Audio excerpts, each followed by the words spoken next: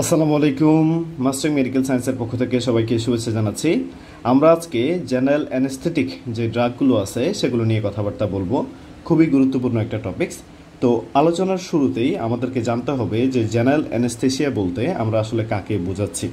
দেখো, general anaesthesia বলতে আমরা বোঝাচ্ছি যে আমরা এই জেনারেল অ্যানেস্থেসিয়া যে পার্সনকে দিব সেই পার্সন এর যেই কনসাসনেস আছে সেটা কি হয়ে যাবে, সেটা লস হয়ে যাবে। কিন্তু এই যে কনসাসনেসটা তার লস হয়ে যাচ্ছে, এটা একটা রিভার্সিবল প্রক্রিয়ার ভেতরে হবে। তার মানে তার ইরিভার্সিবল বা পার্মানেন্ট লস অফ কনসাসনেস হবে না। তার যে কনসাসনেসটা লস হয়ে গেছে সেটাকে চাইলে আমরা রিভার্স করতে পারবো, কিন্তু এই রিভার্সটা আমরা কোনো আউটার স্টিমুলেশনের মাধ্যমে করতে পারবো না। মানে তার নাম ধরে আমরা ডাকাডাকি করলাম, তার বডিতে আমরা টাচ করলাম, এর মাধ্যমে কিন্তু তার যে কনসাসনেসটা লস হয়ে গেল সেটা রিভার্স করবে না।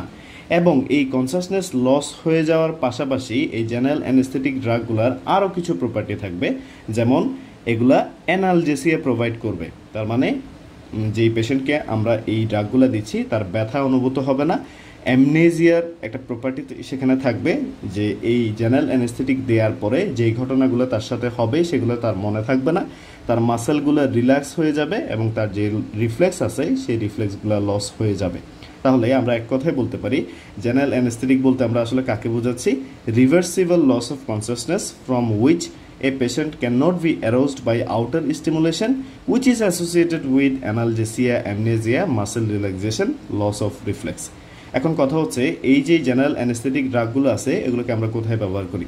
একটা তো আমরা বুঝতেই পারতেছি যে আমরা আমাদের যে সার্জারিগুলো আছে, মেজর সার্জারি, সেখানে আমরা এই জেনারেল অ্যানেস্থেটিক ড্রাগগুলোকে ব্যবহার করি। এছাড়াও ইলেকট্রোকনভালসিভ থেরাপিতে আমরা এই ড্রাগগুলো ব্যবহার করি এবং স্ট্যাটাস এপিলেপটিকাসেও আমরা চাইলে এগুলোকে ব্যবহার করতে পারি। আমরা স্ট্যাটাস এপিলেপটিকাসে অনেকগুলো ড্রাগ ব্যবহার করি, সেগুলোতে যদি কাজ না হয় লাস্ট অপশন হিসেবে আমাদের কাছে এই জেনারেল অ্যানেস্থেটিক ড্রাগগুলো আছে। তাহলে জেনারেল অ্যানেস্থেসিয়া বলতে কি বোঝায় এবং তার ব্যবহারগুলো কোথায় কোথায় সেগুলো আমরা দেখে নিলাম।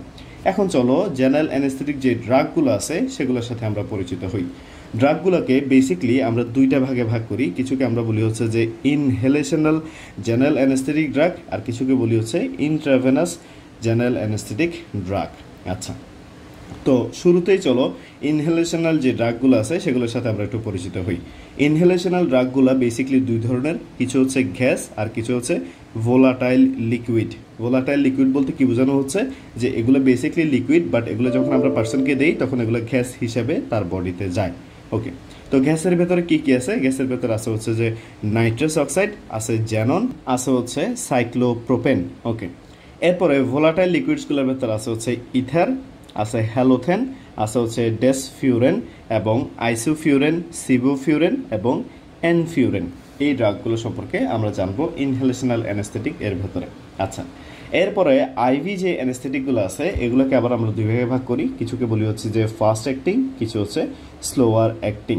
ফাস্ট অ্যাক্টিং এর ভেতরে আছে হচ্ছে থিওপেন্টাল সোডিয়াম, প্রোপোফল, ইটোমিডেট। এই ড্রাগগুলো আছে আমাদের কাছে। স্লোয়ার অ্যাক্টিং এর ভেতরে আছে হচ্ছে বেনজোডায়াজেপিন, ওপিওয়েডস এবং ক্যাটামিন। এই ড্রাগগুলো সম্পর্কে আমরা বিস্তারিত জানব। তো শুরু করা যাক। এখন এখানে একটা কনসেপ্ট আমাদেরকে জানতে হবে, সেটা হচ্ছে প্রি অ্যানেস্থেটিক মেডিকেশন। দেখো, অ্যানেস্থেসিয়া দেওয়ার পূর্বে আমাদেরকে কিছু প্রি অ্যানেস্থেটিক মেডিকেশন দিতে হয়। কেন আমরা এগুলো দেই?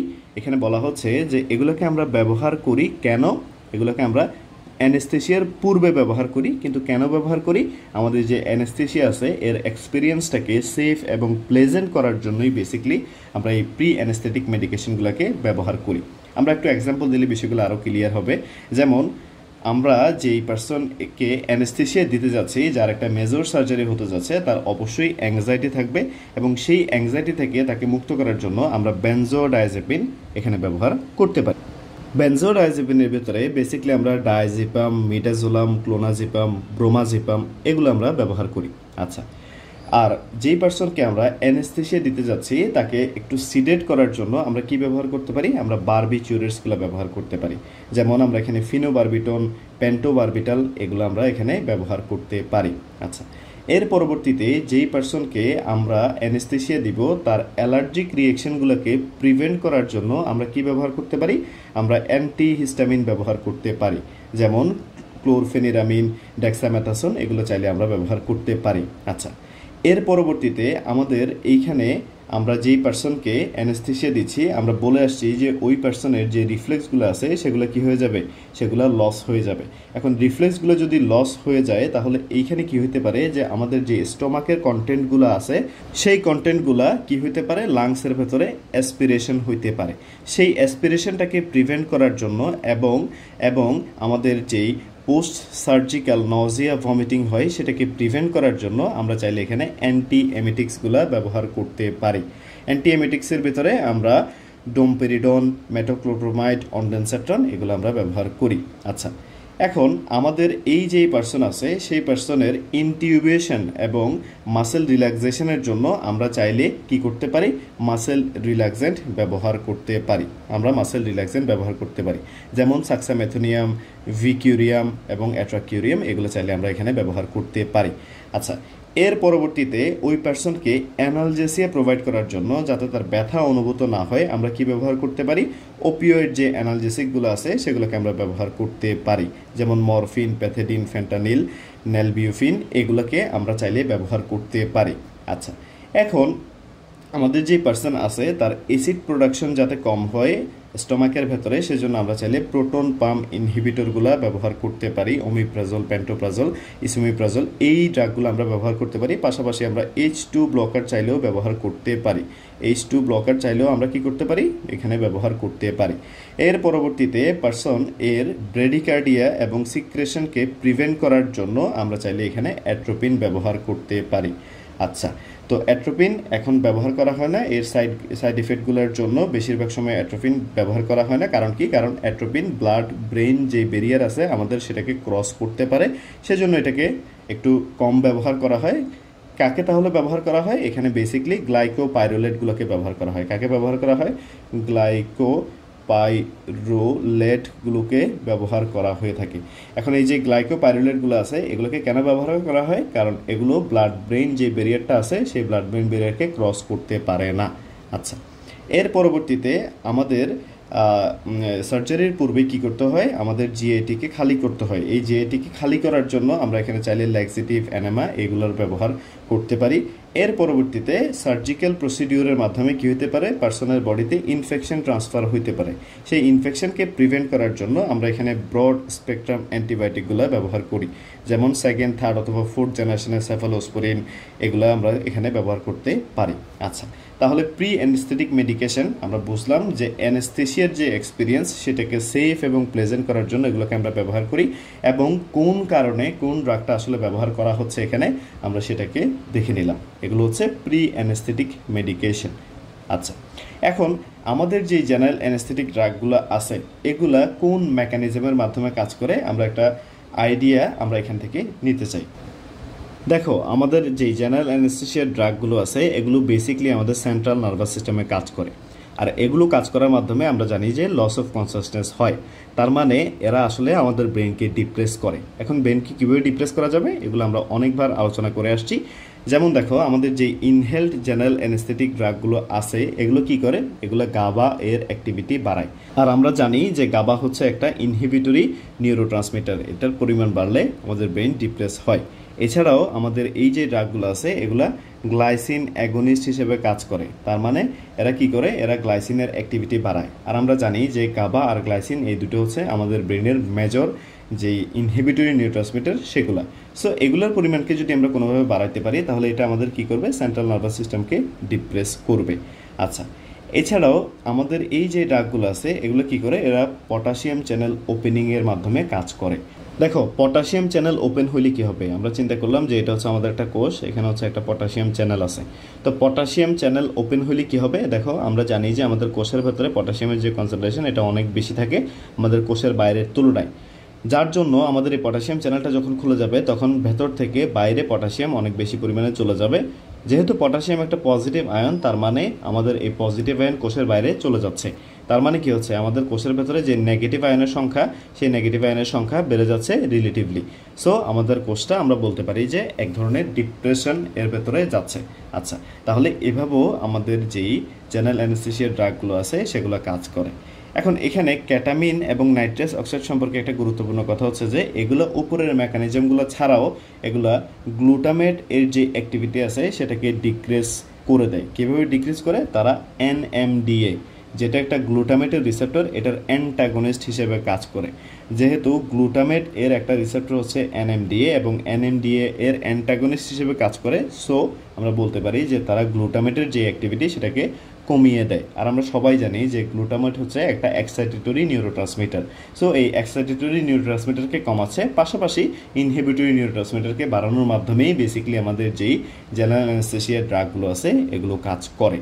তাহলে জেনারেল অ্যানেস্থেসিয়া ড্রাগগুলো কীভাবে কাজ করে সেটা সম্পর্কে আমরা একটা ধারণা নিলাম। আচ্ছা, এখন আসো আমরা আমাদের আলোচনাটা শুরু করি ইনহেলড জেনারেল অ্যানেস্থেটিক যেগুলো আছে সেগুলোর মাধ্যমে। আচ্ছা, তো প্রথমেই আমরা কিভাবে এই ড্রাগগুলোকে দিই সেগুলো সম্পর্কে আমরা একটু দেখার চেষ্টা করি। দেখো, আমাদের একটা অ্যানেস্থেটিক মেশিন আছে যেগুলোর মাধ্যমে আমরা এই ড্রাগগুলোকে দিয়ে থাকি। এই মেশিনটার নাম কি? এই মেশিনটার নাম হচ্ছে ভলস মেশিন। আচ্ছা, তাহলে একটা মেশিনের মাধ্যমে আমরা এই ড্রাগগুলোকে দিচ্ছি। ওকে, এখন দুইটা সিস্টেমের মাধ্যমে এই ড্রাগগুলোকে দেওয়া যায়। একটাকে বলা হয়ে থাকে যে ওপেন সিস্টেম, আর একটা হচ্ছে ক্লোজড সিস্টেম। বিষয়টা কি? দেখো, ওপেন সিস্টেমে যেটা করা হয় যে পার্সন একবার এই ড্রাগগুলোকে ইনহেল করে এবং এরপরে এই ড্রাগগুলোকে পার্সন তার বডি থেকে বাইরে বের করে দেয়। আচ্ছা, আর ক্লোজ সিস্টেমের মাধ্যমে কি করা হয় যে একই ড্রাগকে পার্সনের বডিতে ইনহেল করানো হয় এবং ওই ড্রাগটাই পার্সন আবার বের করে দেয় এবং সেটাই আবার পার্সন তার নিজের ভেতরে নিয়ে ফেলে। এখন তোমার মনে আসতে পারে যে এই যে ক্লোজ সিস্টেম, এখানে তো আমাদের বডির ভেতরে অক্সিজেন যাচ্ছে, এরপর আবার কার্বন ডাইঅক্সাইড আসতেছে, সেই কার্বন ডাইঅক্সাইডের কী হয়? আমরা সোডালাইম নামে একটা প্রোডাক্ট ইউজ করি এবং সেই কার্বন ডাইঅক্সাইডগুলোকে সেখান থেকে অ্যাবজর্ব করে নিই। আচ্ছা, তাহলে দুইটা সিস্টেম আছে, একটা হচ্ছে ওপেন সিস্টেম আর একটা হচ্ছে ক্লোজ সিস্টেম। আমাদের পরবর্তী আলোচনাতে এই বিষয়গুলো আরও অনেক বেশি ক্লিয়ার হবে তোমাদের কাছে। আমরা যে কথাটা বললাম সেটা এখানে লেখা আছে। এখানে বলা হচ্ছে যে ওপেন সিস্টেমে পেশেন্ট কি করে? পেশেন্ট ইনহেল অ্যানেস্থেটিক এবং এক্সহেল করে দেয় সেই অ্যানেস্থেটিকটাকে। আর ক্লোজ সিস্টেমে পেশেন্ট ইনহেল করে অ্যানেস্থেটিকগুলোকে এবং এক্সহেল করে সেই অ্যানেস্থেটিকগুলোকে, এবং যেই অ্যানেস্থেটিকগুলোকে এক্সহেল করা হয় সেই এক্সহেলড অ্যানেস্থেটিকই আবার রিব্রেথ করে পেশেন্ট। আচ্ছা, তাহলে আমরা একটা ধারণা পাইলাম যে কিভাবে আমাদের এই অ্যানেস্থেটিক ড্রাগগুলোকে, বেসিক্যালি আমাদের ইনহেলড অ্যানেস্থেটিক ড্রাগগুলোকে কীভাবে দেওয়া হচ্ছে সেটা সম্পর্কে আমরা একটা ধারণা পাইলাম। আচ্ছা, এর পরবর্তীতে আমাদেরকে যেটা জানতে হবে সেটা হচ্ছে যে আমাদের যে জেনারেল অ্যানেস্থেসিয়া আছে এই জেনারেল অ্যানেস্থেসিয়া এর স্টেজগুলো সম্পর্কে জানতে হবে। আচ্ছা, এখন এইখানে আমরা জেনারেল অ্যানেস্থেসিয়ার যে স্টেজগুলো নিয়ে কথাবার্তা বলতেছি এগুলা আসলে কোথায় দেখা যায়? এগুলো বেসিক্যালি ইথার এর যেই অ্যানেস্থেসিয়া আছে সেই ইথারের অ্যানেস্থেসিয়াতে আমাদের এই স্টেজগুলোকে আমরা দেখতে পাই। এখানে বেসিকলি 4টা স্টেজ আছে। কি কি স্টেজ আছে? ফার্স্ট স্টেজ হচ্ছে স্টেজ অফ অ্যানালজেসিয়া। অ্যানালজেসিয়া মানে কি?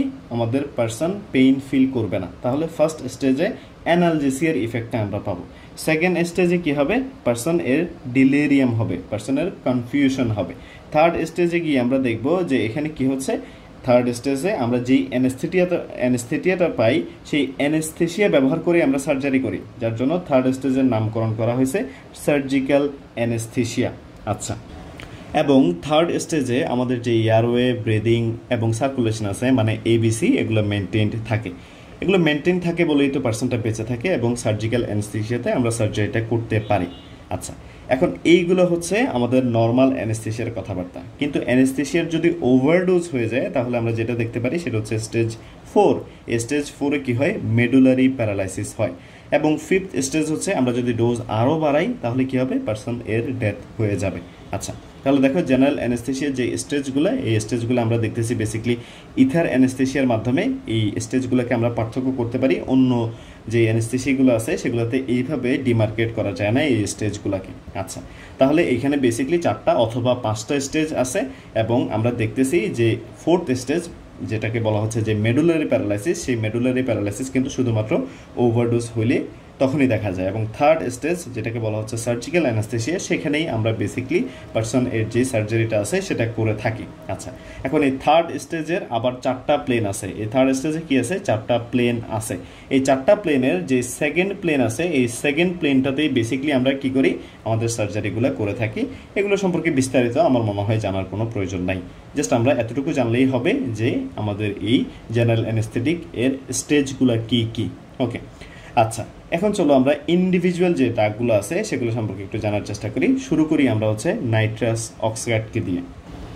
নাইট্রাস অক্সাইড এর গুরুত্বপূর্ণ একটা প্রপার্টি হচ্ছে যে এটার একটা ইফেক্ট আছে যেটাকে বলা হয়ে থাকে যে সেকেন্ড গ্যাস ইফেক্ট। আচ্ছা, সেকেন্ড গ্যাস ইফেক্ট বলতে কি বোঝানো হচ্ছে, চলো আমরা সেটাকে একটু বোঝার চেষ্টা করি। এটা খুবই গুরুত্বপূর্ণ বোঝার জন্য এবং পরীক্ষায়ও আনসার করার জন্য এটা খুবই গুরুত্বপূর্ণ। আচ্ছা, তো আমরা চিন্তা করলাম যে এটা হচ্ছে আমাদের এয়ারওয়ে এবং এগুলো হচ্ছে আমাদের লাংস। আমরা একটা লাংসকে এখানে দেখাচ্ছি। আমরা জানি যে আমাদের এয়ারওয়েগুলো এসে মাল্টিপল এখানে ভাগ হয় এবং ভাগ হয়ে আমরা সর্বশেষ দেখি যে এটা হচ্ছে আমাদের অ্যালভিওলাই। এবং এখানে কি দেখি আমরা, এখানে আমাদের ব্লাড আছে এবং এই ব্লাডটা আমাদের এই ক্যাপিলারির মাধ্যমে যাচ্ছে। আচ্ছা, তো আমরা কি করলাম, এই পার্সনটাকে অ্যানেস্থেসিয়া দিলাম এবং আমরা এই পার্সনটাকে কি দিচ্ছি, নাইট্রাস অক্সাইড দিচ্ছি। এই নাইট্রাস অক্সাইডকে আসলে এমনিতে দেওয়া হয় না। এই নাইট্রাস অক্সাইডের সাথে কাকে দেওয়া হয়, এই নাইট্রাস অক্সাইডের সাথে হ্যালোথেনকে দেওয়া হয়। এই নাইট্রাস অক্সাইডের সাথে কাকে দেওয়া হয়, হ্যালোথেনকে দেওয়া হয়। আচ্ছা, তো এখন এই নাইট্রাস অক্সাইডকে আমরা যখন দিচ্ছি তখন এই নাইট্রাস অক্সাইড আমাদের এই অ্যালভিওলাই এর ভেতরে আসে। এই নাইট্রাস অক্সাইড কি করে, আমাদের এই অ্যালভিওলাইয়ের ভেতরে আসে এবং নাইট্রাস অক্সাইড আমাদের এই অ্যালভিওলাইয়ের ভেতরে যে জায়গাটা আছে এই পুরো জায়গাটা আমাদের এই নাইট্রাস অক্সাইড দখল করে ফেলে। আমরা আমাদের যে হলুদ কালারটা আছে এর মাধ্যমে নাইট্রাস অক্সাইডকে বোঝানোর চেষ্টা করতেছি। আচ্ছা, তো নাইট্রাস অক্সাইড যখন আমাদের এই অ্যালভিওলাইগুলোর ভেতরে প্রবেশ করে তার পার্শিয়াল প্রেশার যখন একটা চার্টেন লিমিটে গিয়ে পৌঁছায় তখন কি হয়, আমাদের এই নাইট্রাস অক্সাইডগুলা আমাদের এই অ্যালভিওলাই থেকে হুট করে কোথায় চলে আসে, আমাদের এই ব্লাডে চলে আসে। তাহলে নাইট্রাস অক্সাইডগুলো খুব দ্রুত সময়ের ভেতরে কি করে আমাদের অ্যালভিওলাই থেকে আমাদের ব্লাডের ভেতরে এই নাইট্রাস অক্সাইডগুলো চলে আসে। এখন তোমরা দেখতেছো যে আমাদের অ্যালভিওলাই থেকে ব্লাড নাইট্রাস অক্সাইডগুলো আমাদের ব্লাডে চলে আসার কারণে আমাদের অ্যালভিওলাইতে কি হয়, আমাদের অ্যালভিওলাইতে একটা ফাঁকা স্পেসের সৃষ্টি হয়। আমাদের অ্যালভিওলাইয়ের যে পার্শিয়াল প্রেশার, এই অ্যালভিওলাইয়ের পার্শিয়াল প্রেশারটা কমে যায়। কমে যাওয়ার কারণে কি হয়, আমরা এই যে নাইট্রাস অক্সাইড দিচ্ছি এই নাইট্রাস অক্সাইডের সাথে আরেকটা গ্যাস দিচ্ছি, সেটা কি, সেটা হচ্ছে হ্যালোথেন। এই হ্যালোথেনটা তখন কি করে, আমরা হ্যালোথেনকে সাদা কালারে রিপ্রেজেন্ট করি। এই হ্যালোথেনটা তখন আমাদের এই ব্যারিয়ারটাকে ক্রস করে আমাদের অ্যালভিওলাই থেকে ব্লাডে চলে আসার একটা সুযোগ পায়। এটাই হচ্ছে সেকেন্ড গ্যাস ইফেক্ট। আচ্ছা, তাহলে আমরা একটু দেখার চেষ্টা করি আমাদের টেক্সটে কি লেখা আছে। আমাদের টেক্সটে লেখা আছে যে নাইট্রাস অক্সাইডকে আমরা কার সাথে দেই, আমরা হ্যালোথেন এর সাথে দেই। এখন নাইট্রাস অক্সাইড যখন অ্যালভিওলাই এর ভেতরে প্রবেশ করবে তখন এটা আমাদের অনেকগুলো স্পেস অকুপাই করে নেবে অ্যালভিওলাইয়ের ভেতরে এবং সাডেনলি কী হবে, এই নাইট্রাস অক্সাইডটা আমাদের অ্যালভিওলাই থেকে ব্লাড ভেসেলের ভেতরে চলে যাবে, যার জন্য আমাদের অ্যালভিওলাইয়ের ভেতরে একটা ভ্যাকিউম ক্রিয়েট হবে এবং এই ভ্যাকিউমটা ক্রিয়েট হওয়ার ফলে যেটা হবে যে আমাদের হ্যালোথেন এই অ্যালভিওলাইয়ের ভেতরে প্রবেশ করতে পারবে এবং অ্যালভিওলাই থেকে আমাদের এই হ্যালোথেন কোথায় চলে আসবে, আমাদের ব্লাডে চলে আসবে। এটা কি বলা হচ্ছে, এটাকে বলা হচ্ছে সেকেন্ড গ্যাস ইফেক্ট। এই সেকেন্ড গ্যাস ইফেক্টে সেকেন্ড গ্যাসটাকে, সেকেন্ড গ্যাসটা হচ্ছে হ্যালোথেন। ওকে, তাহলে আমরা নাইট্রাস অক্সাইডের একটা গুরুত্বপূর্ণ প্রপার্টি জেনে নিলাম। আচ্ছা, এখন আসো নাইট্রাস অক্সাইডের আরেকটা গুরুত্বপূর্ণ প্রপার্টি সম্পর্কে আমরা জানবো, সেটাকে বলা হয়ে থাকে যে ডিফিউশন হাইপক্সিয়া। এখন চলো আমরা এই ডিফিউশন হাইপক্সিয়াটাকে বোঝার একটু চেষ্টা করি। আচ্ছা, তো সেটা বোঝার জন্য আমরা আবারও আমাদের এয়ারওয়েটাকে একটু ড্র করার চেষ্টা করি। এটা হচ্ছে আমাদের এয়ারওয়ে। আমরা দেখলাম যে আমাদের এইখানে আমরা কাকে দিচ্ছি, আমরা এখানে দিচ্ছি হচ্ছে যে নাইট্রাস অক্সাইডকে। এই নাইট্রাস অক্সাইডকে দেওয়ার ফলে এই নাইট্রাস অক্সাইড এখানে আসতেছে এবং নাইট্রাস অক্সাইড এসে আমাদের এই অ্যালভিওলাইগুলোর ভেতরে জমা হচ্ছে এবং আমরা দেখলাম যে সেকেন্ড গ্যাস ইফেক্টের জন্য আমাদের নাইট্রাস অক্সাইডগুলো কি হচ্ছে, আমাদের এই নাইট্রাস অক্সাইডগুলো আমাদের এইখানে অ্যালভিওলাই থেকে কোথায় চলে আসতেছে, ব্লাডে চলে আসতেছে এবং পার্সন এর যেই অ্যানেস্থেটিক ইফেক্ট সেটা পার্সন পাচ্ছে। আচ্ছা, এখন আমরা বলছি যে এগুলো হচ্ছে এক ধরনের গ্যাস এবং এগুলো আবারও কোথায় ফিরে আসবে, এগুলো আবারও আমাদের অ্যালভিওলাইতে ফিরে আসবে। আমরা চিন্তা করলাম যে এই গ্যাসটা এই পার্সনের বডিতে গিয়ে কাজ শেষে আবারও এখানে ফিরে আসছে এবং এই গ্যাসটা এখন এই দিক থেকে এই দিকে যাইতে চাচ্ছে। তাহলে দেখো নাইট্রাস অক্সাইডের একটা প্রপার্টি বলছি যেটা হুট করে আমাদের অ্যালভিওলাই থেকে ব্লাডে চলে আসে, আবার এটা হুট করে আমাদের ব্লাড থেকে অ্যালভিওলাইতে চলে যায়। এখন আমরা চিন্তা করলাম যে হুট করে আমাদের ব্লাড থেকে অনেক বেশি আমাদের নাইট্রাস অক্সাইড এখানে চলে আসছে। আমরা সার্জারিটা বন্ধ করতে চাচ্ছি, আমরা নাইট্রাস অক্সাইডকে বন্ধ করলাম এবং নাইট্রাস অক্সাইড যেগুলো এতক্ষণ ধরে পার্সনের ব্লাডে গেছে এই নাইট্রাস অক্সাইডগুলো এখন বাইরে বের হতে যাচ্ছে। হুট করে তখন আমাদের এই অ্যালভিওলাইয়ের ভেতরে অনেকগুলো জায়গা দখল করে ফেলে, আমাদের এই নাইট্রাস অক্সাইড অনেকগুলো জায়গা দখল করে ফেলে, যার জন্য আমাদের নাইট্রাস অক্সাইড এই যে অ্যালভিওলাইয়ের ভেতরে অনেকগুলো জায়গা দখল করে ফেলতেছে, আমাদের এই অ্যালভিওলাইয়ের ভেতরে অক্সিজেনের যে কনসেন্ট্রেশন তখন কি বেশি হবে নাকি কম হবে? দেখো নাইট্রাস অক্সাইড সব জায়গায় দখল করে ফেলছে, অন্য কোনো গ্যাস এখানে থাকতে পারতেছে না। তার মানে এই পার্সনের যেই অক্সিজেন অ্যালভিওলাতে থাকার কথা সেই অক্সিজেনের পরিমাণটাও অনেক বেশি পরিমাণে কমে যাবে এই নাইট্রাস অক্সাইড জায়গা দখল করে ফেলার জন্য। তাহলে অক্সিজেন কমে যাচ্ছে, বেসিক্যালি কী হচ্ছে, পার্সোনাল হাইপোক্সিয়া হচ্ছে। এটাকে কি বলা হয়? এটাকে বলা হয়ে থাকে আমাদের নাইট্রাস অক্সাইড এর ডিফিউশন হাইপোক্সিয়া। আচ্ছা, তাহলে আমরা ডিফিউশন হাইপোক্সিয়াটা বুঝে নিলাম। এখন আমরা দেখার চেষ্টা করি যে আমাদের টেক্সটে এখানে কি লেখা আছে। দেখো